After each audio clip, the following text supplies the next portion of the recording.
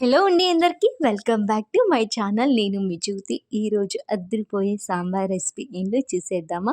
మా ఛానల్ని ఎవరైనా ఫస్ట్ టైం చూస్తుంటే లైక్ చేసి పక్కన ఉన్న బెల్ ఐకాన్ అయితే ప్రెస్ చేసేయండి.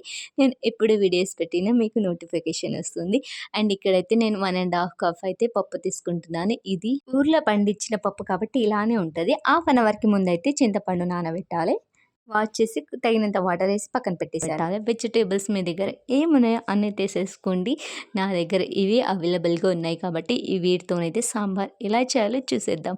ముందుగా అయితే పప్పు ఉడికిన తర్వాత పక్కన పెట్టేసి ఒక బాండి పెట్టి బాండీలో 2 టేబుల్ స్పూన్ ఆయిల్ వేసేసుకుని ఆయిల్ హీట్ అయిన తర్వాత జీలకర్ర, ఆవాలు, ఉల్లిగడ్డ, పచ్చిమిరపకాయ, వెల్లుల్లి కచ్చపక్కగా దంచుకుని వేయండి. Super taste.